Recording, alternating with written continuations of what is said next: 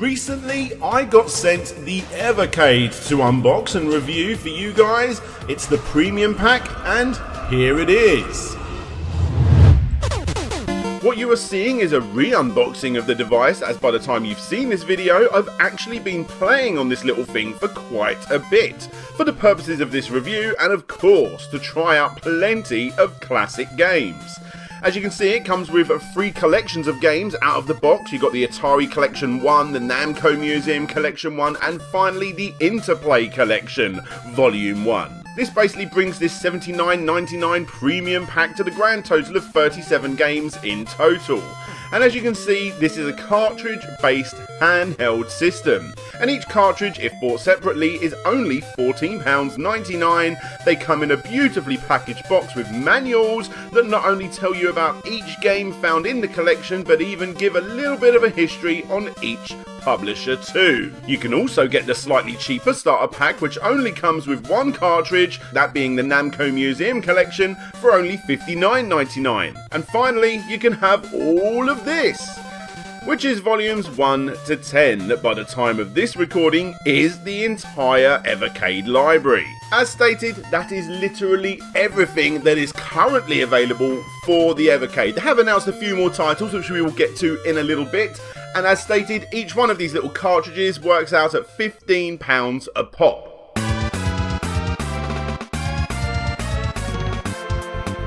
So that's what the Evercade is in brief. However, obviously the big question is it worth it? Well, obviously that's going to depend on what sort of gamer you are, but if you are a retro gamer, or at the very least somebody that is even a little interested in retro games, it's super hard to not recommend this system. Considering what it's going for, it's actually quite a remarkable little device, and here's why. So the actual system itself, as you can see, is super shiny plastic on the front with a more typical hard plastic on the back. The red and white art style reminds me of a pair of 80s Reeboks, which couldn't make me happier in all honesty, being a kid from the 80s.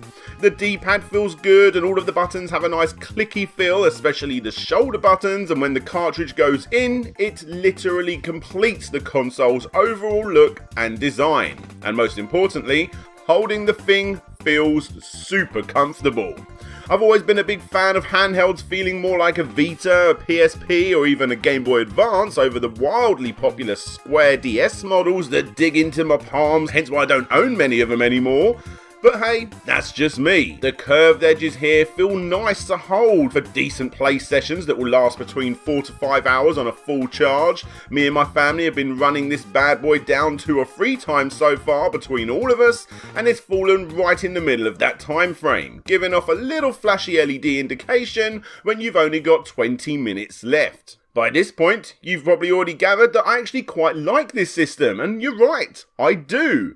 And so does my 5-year-old son. So, Toby, do you like the Evercade? Yeah. You do? It's better than the Switch. Better than the Switch? Yeah. Yeah, okay, it's not that good. I bloody love my Switch. But there's no denying that this system is great fun. Sure, out of the 122 games available, you're not going to like them all. There are some definite stinkers on here. But the reason we, as a family, like the Evercade so much is because it's the easiest and cheapest way to play and even discover titles such as Pack Attack for him, Burger Time, Earthworm Jim, Mappy, Dig Dug, and I don't know what this says about my parenting skills, but he is a 5-year-old little boy that has just discovered the gruesomeness that is Booger Man. It is a bit of an average game, but come on, what 5-year-old wouldn't love Booger Man?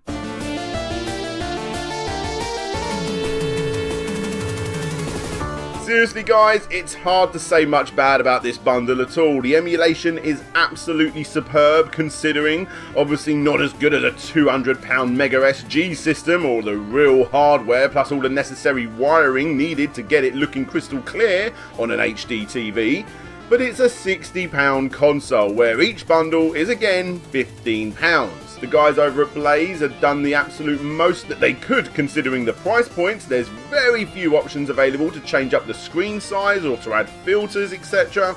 The menus are as bland and pretty much as boring as you could possibly imagine, The size of the screen is this size exactly so that it can play all different types of systems with ease, and there's no option to change the black area into anything else.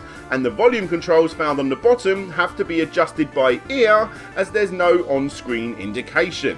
And that is literally everything that's bad about the Evercade. Little tiny things that personally I would have changed if I was making it myself, which I suppose you could actually say that about every single console ever made, besides the Mega Drive, of course.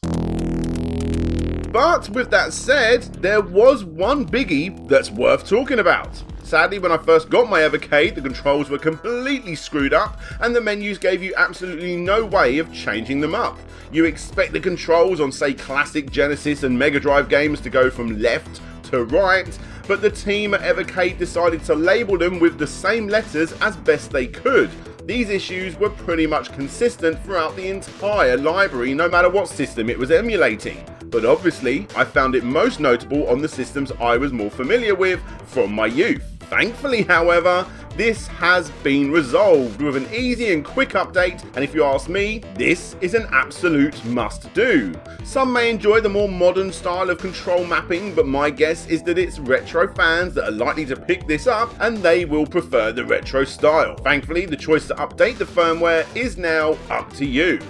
Besides this, the only real negative that I have is the fact that the box doesn't come with an HDMI lead needed to connect it to your TV. I did this myself, obviously, to capture the footage you are seeing on the screen, and yes, just like everyone else, I have come across a few issues that require a quick reset to get the audio to work or to stop a static sound that happened once every 20 or 30 times I started up a new game. According to an update from the company themselves, this is only an issue when running HDMIs for a capture card, and they are working on a fix to rectify this. I did try it for a few hours on a big TV in our living room for the purposes of this review, and I never came up against even one graphical or audio issue whilst doing so. Personally, I'm not someone that's going to stick a big HDMI lead out of this and plug it straight into a system in my own time, and I'm never going to ever stream with this thing ever again. This is just something for me to play when I want to relax in the garden with a few beers and just play some retro games the easiest way that I can think of. For me, it's the simplicity, it's the cheapness and the overall satisfaction I get from playing games such as Splatterhouse 2 and 3 or Pack Attack on the Namco Museum cartridges, alongside all of the obvious classic Namco titles, playing greats such as Earthworm Jim titles on the Interplay cartridges, and discovering games I know very little about, including Incantation?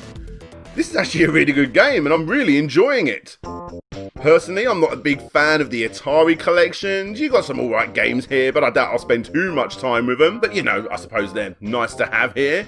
I'm more up for playing games like Midnight Resistance, Bad Dudes, or Burger Time, which is one of my all-time favourite ever arcade games on the Data East collection. Obviously, the incredible Double Dragon and River City Ransom games on the Technos collection, which is an absolute must-own. And possibly best of all, playing those new games for old system cartridges. The amount of value on these two cartridges from Pico and MegaCat Studios alone makes this whole setup worthy of the asking price. I don't need to tell you that some of those classic games already mentioned go for stupid money, but the amount of value hidden within these two right here is absolutely insane.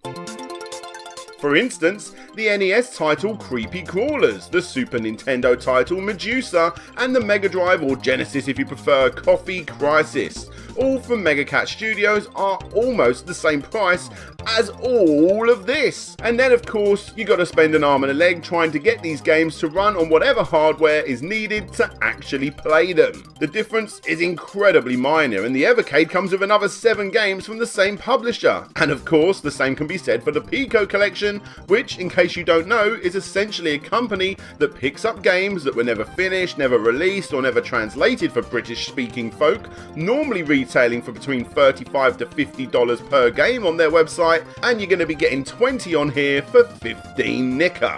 You see what I mean? How can I not promote something that's helping out small publishers get into the hands of more people as much as this? Sure, not every single game on here is going to be great, but I really like this Pico collection and the MegaCat Studios collection. Plus, it's £15, and it comes in a nice little box with a beautiful manual, and that's the one I'm playing right now.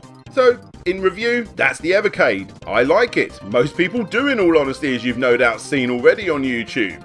Sure, it has its capture card issues that I definitely did come up against during the making of this review, and the menus are probably the blandest that they could have possibly had ever have been. But as a standalone handheld that's easy to pick up and play, feels good, looks good, and most importantly runs remarkably well, I really don't think you can ask for more from a console that's only 60 quid at its cheapest price point with 11 games. And with the insanely good indie titles such as Tanglewood and Xenocrisis, easily one of my favourite video games of last year, coming soon as a combo pack, and a couple of Atari Lynx compilations recently announced too, bringing 25 games from that system to this, and finally the collection coming too, mostly consisting of course, again for £15 a pop. Again, how can I not recommend this?